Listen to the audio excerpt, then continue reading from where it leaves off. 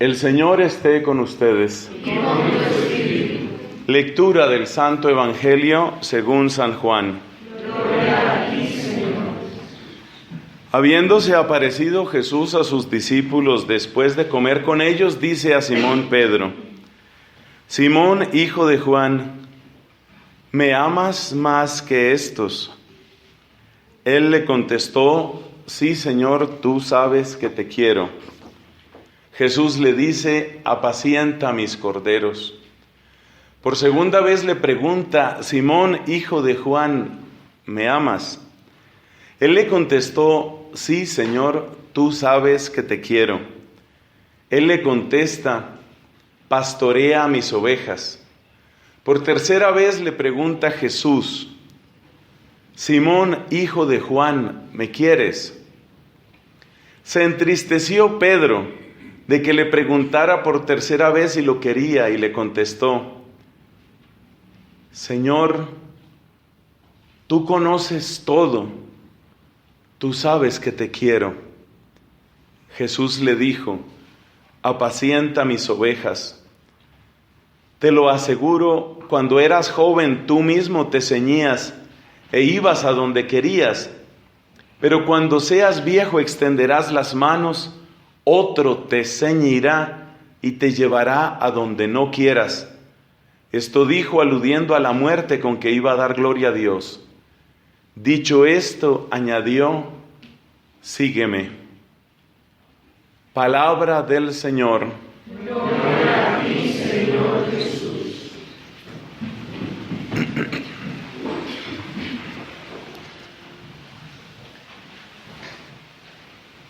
Mis amados hermanos, el texto del Evangelio de hoy trae una enseñanza directa y trae otra que está como implícita.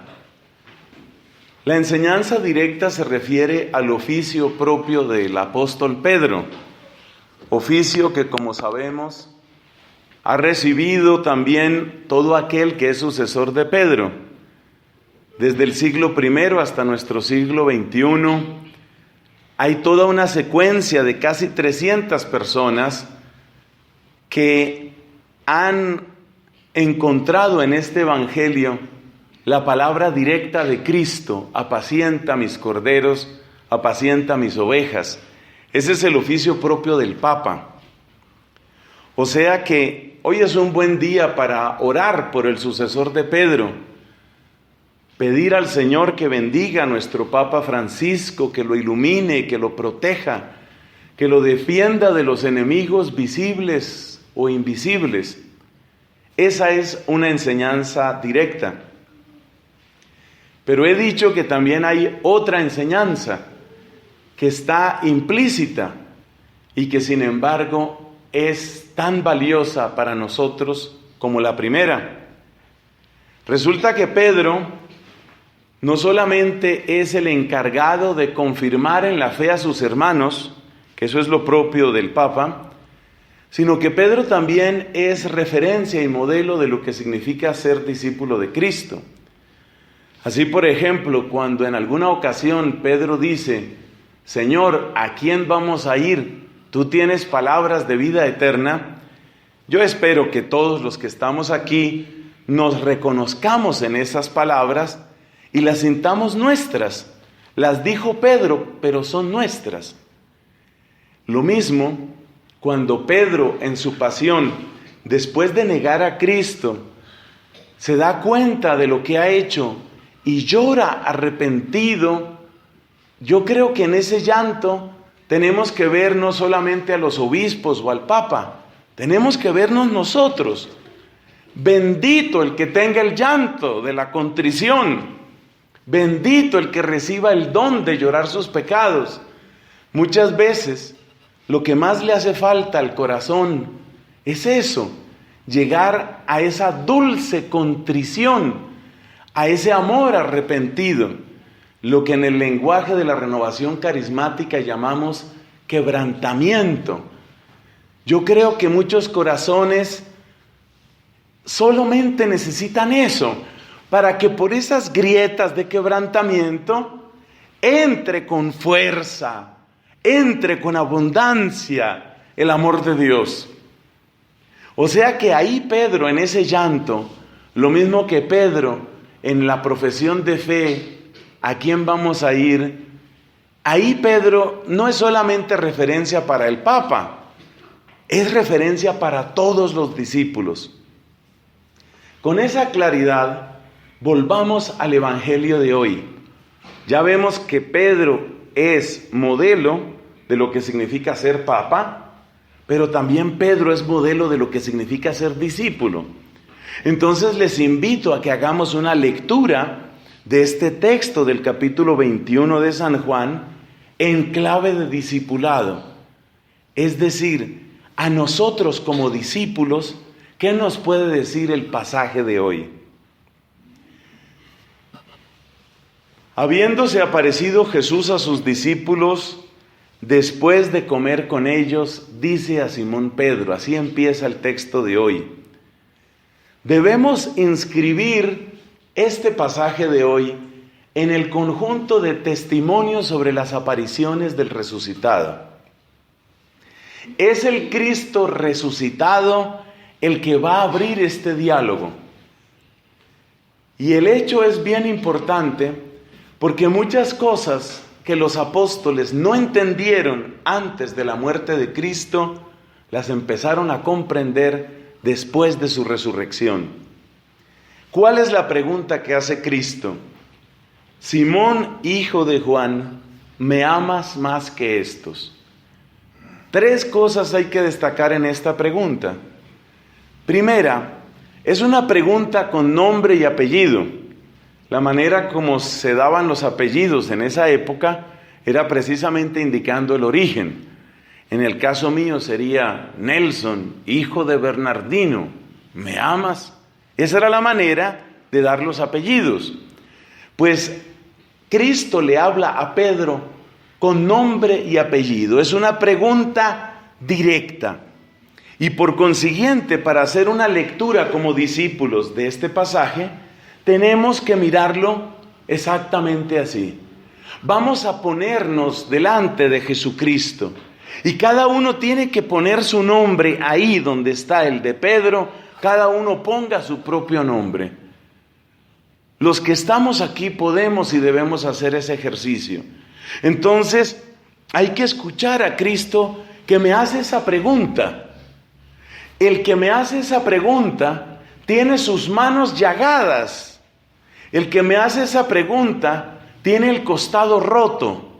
El que me hace esa pregunta lleva las huellas de la cruz. Y el que me amó hasta el extremo, ahora me pregunta, ahora me dice a mí, Nelson, ¿me amas? Me está mostrando las huellas de su amor. Y ahora me pregunta por mi amor. ¿Cuáles son las señales de tu amor? Las señales del amor de Cristo son sus llagas. ¿Qué señales le puedo presentar yo? Felices los mártires, ellos tienen algo que presentar.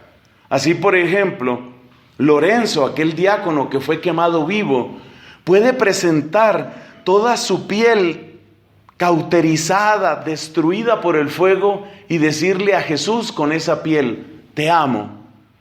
Inés, aquella jovencita, aquella niña que fue amenazada, torturada y finalmente decapitada cuando no había cumplido 13 años de edad, ella puede mostrar su cuello herido y decirle a Jesús, te amo. Y así los demás mártires, y así los penitentes, y así los misioneros, que muchas veces han encontrado una muerte temprana por el exceso de su labor, por la generosidad increíble de su trabajo. Entonces, la primera enseñanza que tenemos que aplicar aquí es, cada uno ponga su nombre ahí. No le dejemos esta historia solamente a Pedro, cada uno ponga su nombre. Entonces yo diré algunos nombres de los que están aquí presentes para que esto tenga un poco más de cercanía. Hay que oír así. Cristo pregunta hoy, Magda, ¿me amas? Cristo pregunta hoy, Carlos, ¿me amas? Mariana, ¿me amas? María Paula, ¿me amas? Así nos está hablando Cristo. Diego, con nombre y apellido, Diego, ¿me amas? Esa pregunta hay que recibirla, porque es la pregunta que ha de mover al discípulo. En segundo lugar, hemos de notar que dice Cristo, ¿me amas más que estos? Yo creo que esa expresión, esa cualificación del amor, tiene una explicación sencilla cuando uno lee el texto desde el ángulo del servicio particular de Pedro, porque entonces diremos, lo que se espera del sacerdote es que esté especialmente lleno de caridad, o lo que se espera del obispo o del papa. Pero también hay otro modo de leer ese pasaje. Si recordamos de los santos evangelios, vemos que con mucha frecuencia los discípulos disputaban, ¿recuerdan ustedes? Estaban continuamente discutiendo. Y el motivo más frecuente de su discusión, ¿cuál era? ¿Quién es el primero? Esa era la discusión. ¿Quién es el más importante? Una vez Santiago y Juan querían asegurar puestos de alto nivel, los mejores puestos.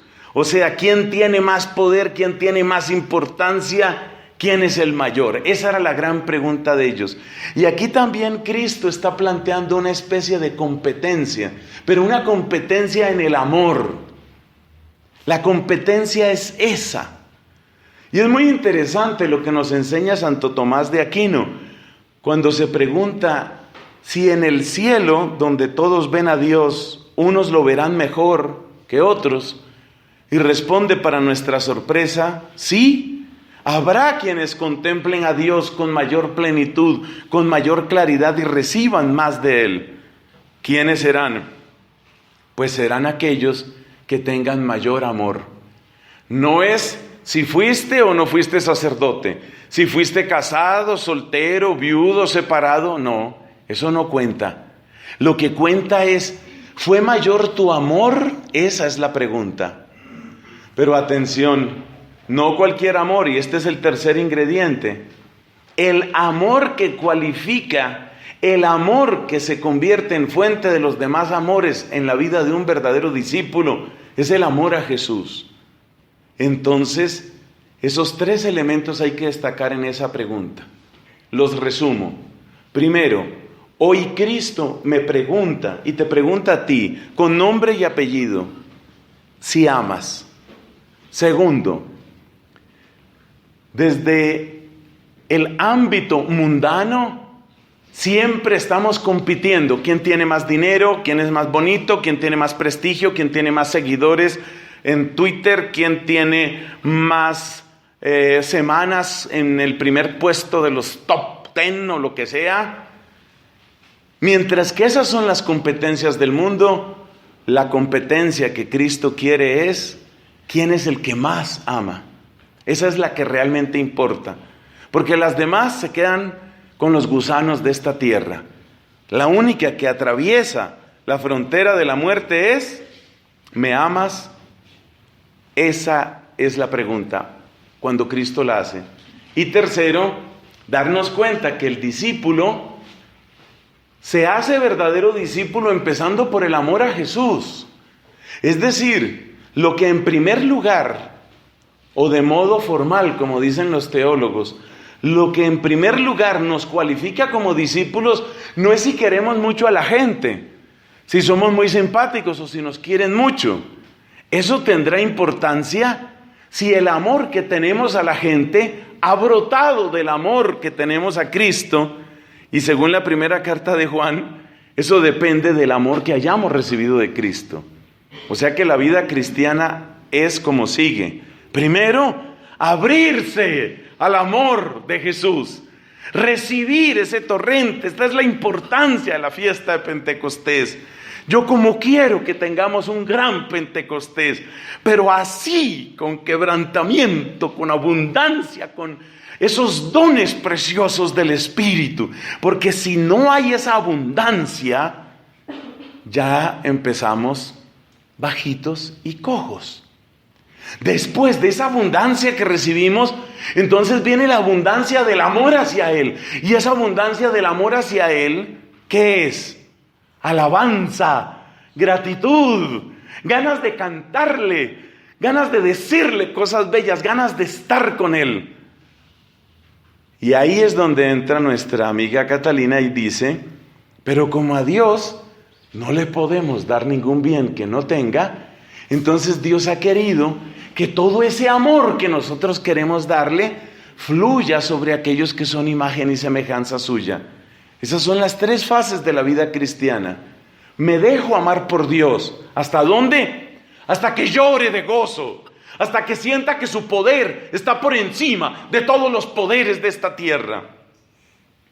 Mientras uno esté todavía con la lengua fácil para criticar el puerco mundo en el que vivimos, el puerco gobierno que tenemos, los puercos guerrilleros, la puerca iglesia, mientras uno tenga la lengua fácil para estar criticando, maldiciendo y denigrando, ay, no importa la edad que tengas, estás mal. Hay que empezar por esa abundancia de amor, que es la que transforma. Y luego alabanza a Él. Y luego, cuando uno materialmente se da cuenta que todo eso que brota hacia Dios recae sobre la tierra, entonces viene el amor al prójimo. Pedro le contesta, tú sabes que te quiero. Jesús le dice, apacienta a mis corderos. La interpretación más sencilla, la interpretación directa, pues es, tal es el oficio de un pastor, de un obispo, del papa. Apacentar los corderos, apacentar las ovejas, eso le toca a los sacerdotes. Pero resulta que aunque eso es verdad y ese es el primer sentido, también nosotros tenemos una cierta labor de pastoreo todos. Por ejemplo, hoy tengo nuevamente a estos 2 queridos acólitos. Están haciendo su curso avanzado de acolitado y ahí están nuevamente con nosotros. ¿Por qué ellos están en esta misa? ¿Por qué sienten ese gusto y se ofrecen para ayudar en la Eucaristía? Porque ha habido alguien, esos son los papás, que les han inculcado en cuanto han podido, de la mejor manera que han podido, les han inculcado amor por la oración, por Cristo, por la misa. Esa es una labor de pastoreo. Entonces nadie puede negar que un papá tiene el derecho, y por supuesto también el deber, de pastorear a los hijos. Tiene que pastorearlos en la medida que eso es posible. Unas veces se logra más, otras veces se logra menos. Pero ese ejemplo es muy sencillo. Ese ejemplo es sencillo porque uno inmediatamente entiende que un buen papá va llevando a los hijos por un camino.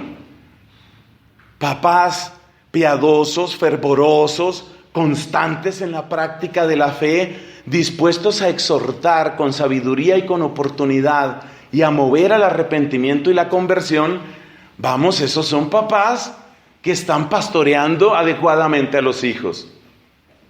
Por el contrario, papás que se concentran únicamente en sus metas, por ejemplo, profesionales o económicas, y descuidan ese pequeñito rebaño que Dios les dio, están fallando en esa labor. O sea que la frase de Cristo, ese apacienta a mis corderos, esa también la tienen que oír los papás. Fíjate que la frase no es apacienta corderos o apacienta los corderos.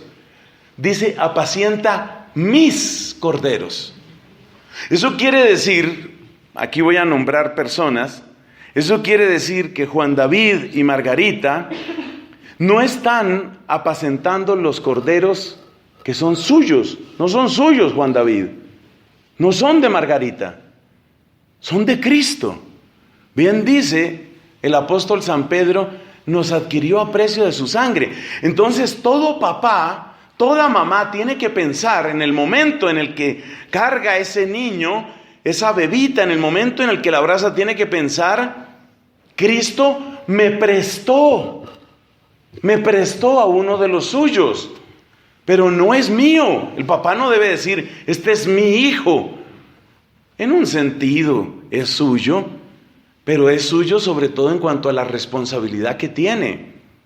Pero realmente el dueño de esas vidas y el que ha querido que esas vidas tengan un fruto en la eternidad es Jesucristo. Entonces imagínate la responsabilidad de un papá, la responsabilidad de una mamá, porque es apacentarle los corderos a Cristo, los corderos que Cristo adquirió con un precio tan alto. Y por eso es una responsabilidad muy grande, motivo por el que tenemos que gozarnos y alegrarnos en aquellos que han sido canonizados por la Iglesia como papás.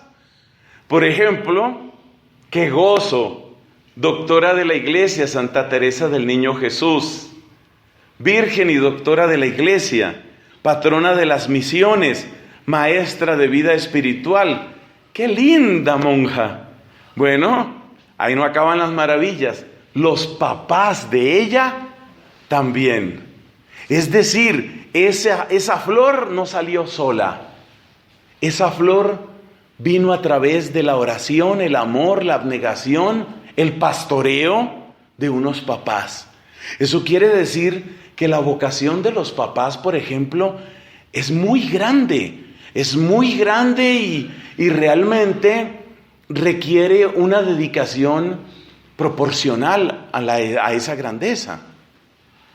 Lo que he dicho de los papás, que es el ejemplo más fácil de exponer, hay que trasladarlo a otros casos, a los profesores, a los médicos, a nosotros los sacerdotes, ya lo dije antes. Pero si lo piensas bien, cada persona, cada uno de nosotros ha sido elevado a la dignidad de guía en aquel texto del Evangelio donde Cristo dice: no se enciende una lámpara para esconderla.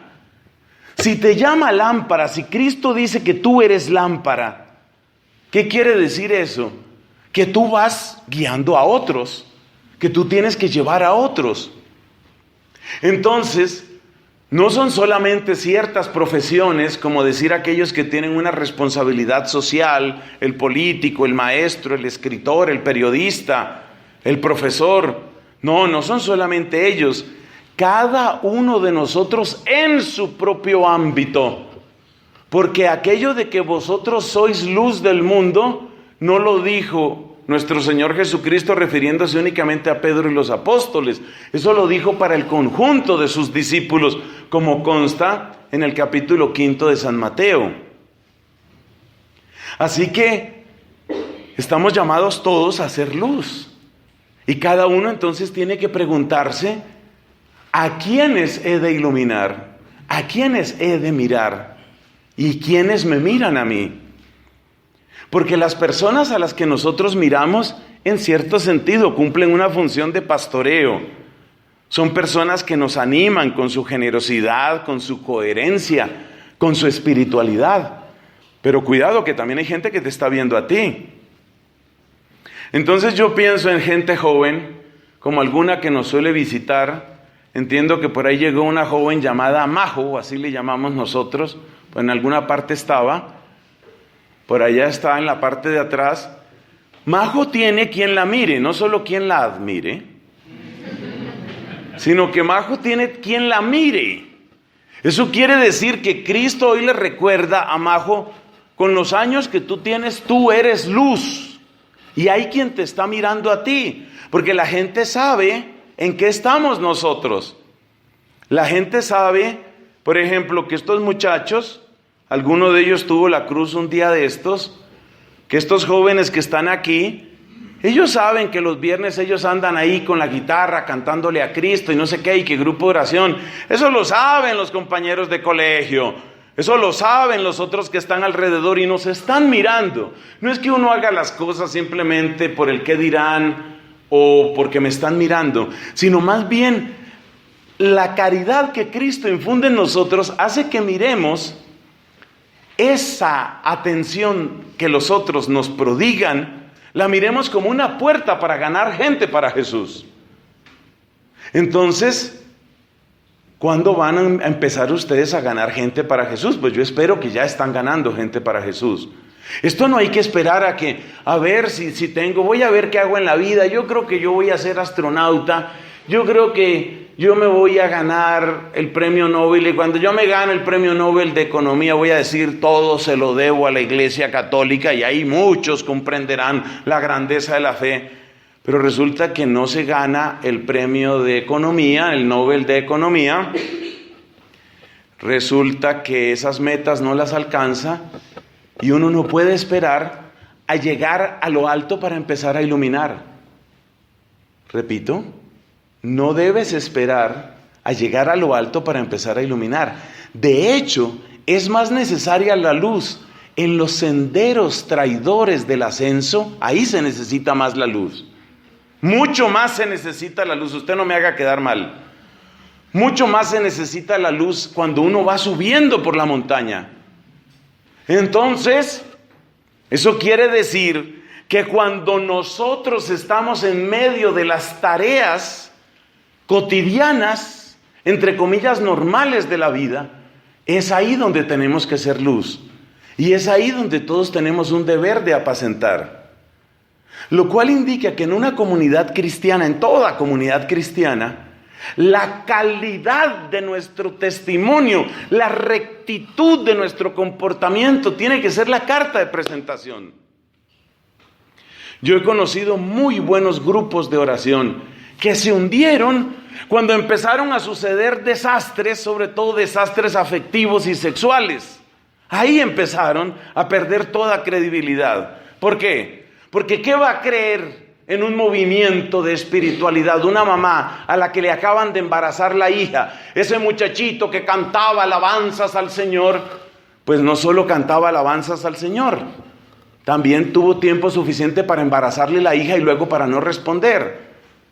Entonces es muy importante la calidad moral en el uso de la palabra, en el uso del dinero.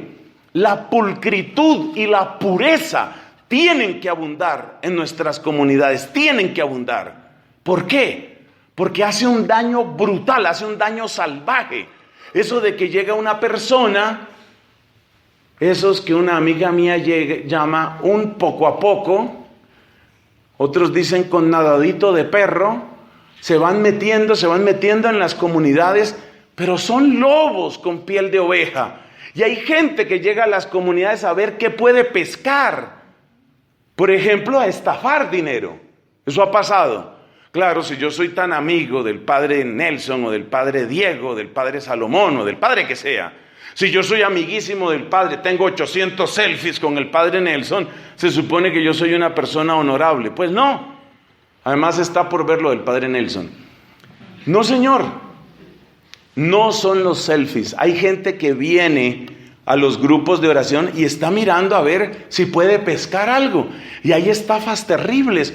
¿Por qué? Porque la gente, cansada de precaverse y de tener encendidas las alarmas en el mundo, a veces cuando llega a los grupos de oración apaga las alarmas y dice, bueno, pero si alguien me pide 5 millones prestados, pues yo que le voy a pedir una letra, un recibo, somos del mismo grupo de oración, estamos en lo mismo. Además, ya se ha tomado 715 selfies con el padre Nelson, o es el que ayuda en la acogida, o es el que ayuda, es la que ayuda en la liturgia. Yo lo he visto leer en la misa, eso no significa nada.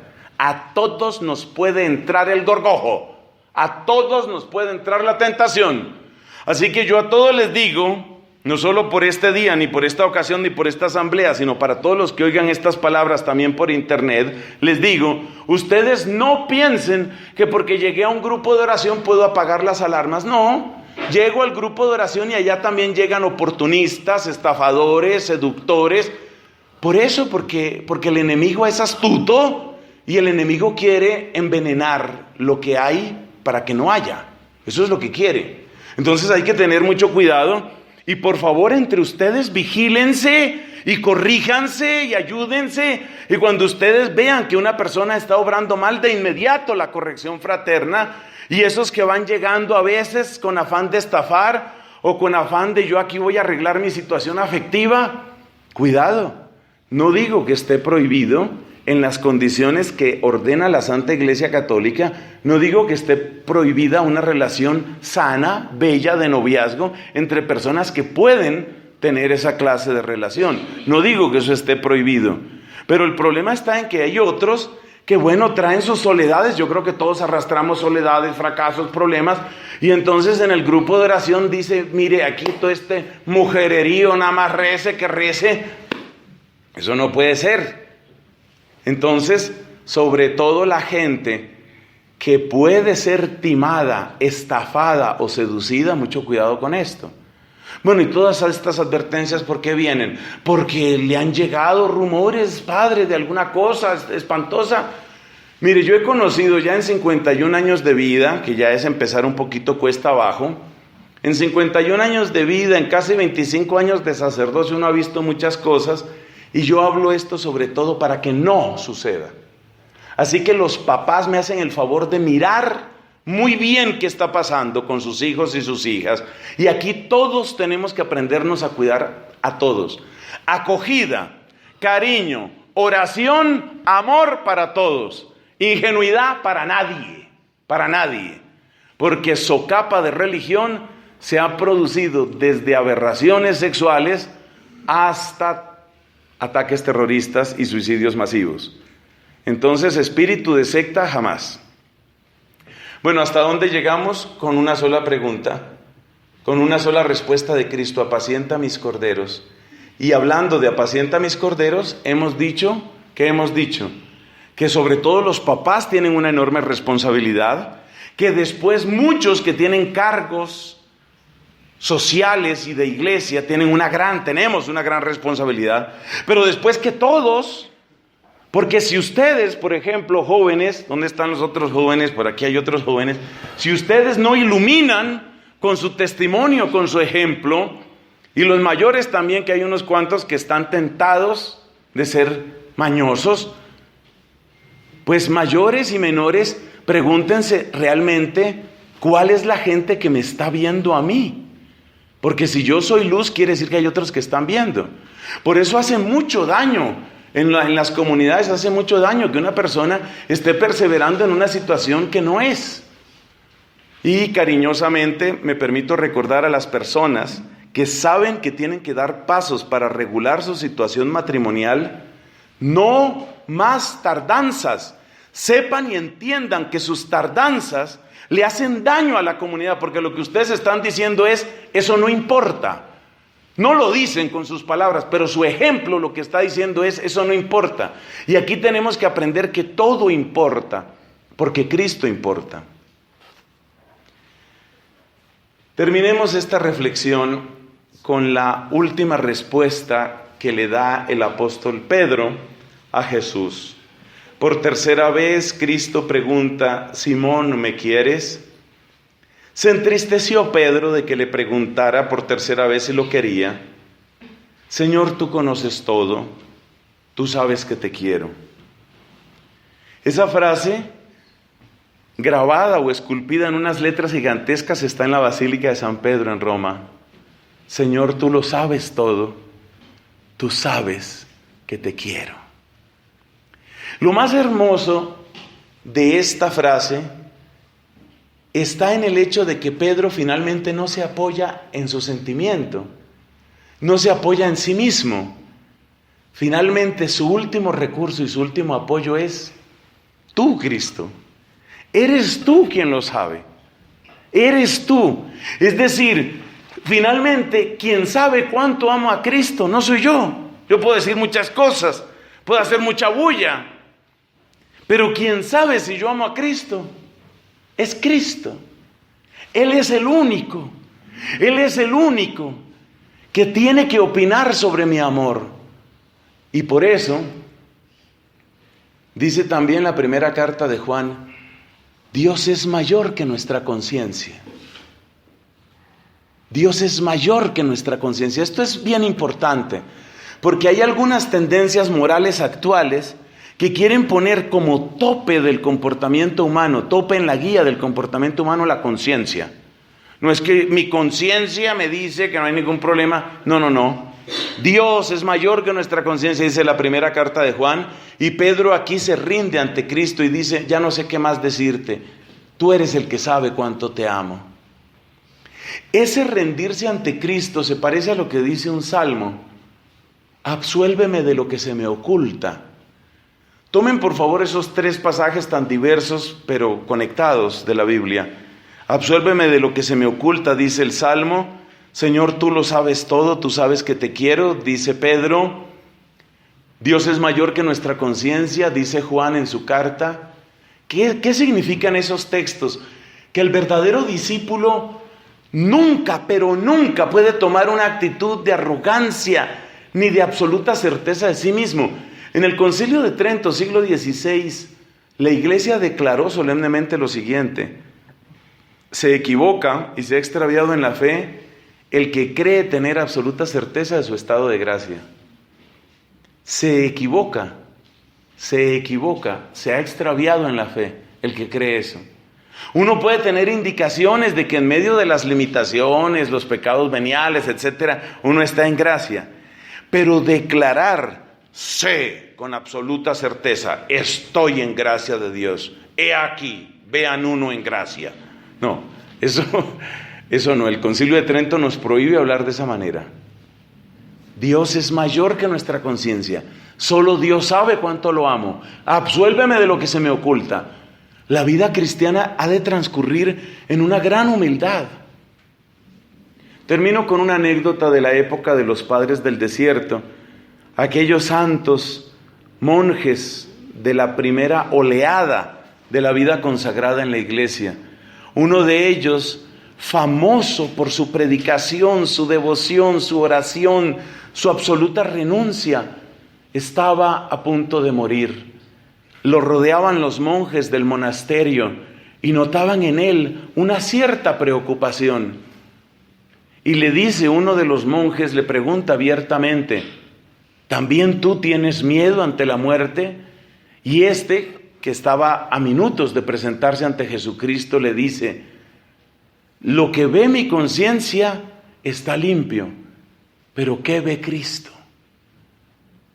Tenemos que estar así en esa humildad. Parece hija espiritual de esos santos monjes, nuestra amada Catalina, que cuando va a fallecer no pone delante mérito suyo alguno, sino solamente clama, sangre, sangre, sangre de Cristo.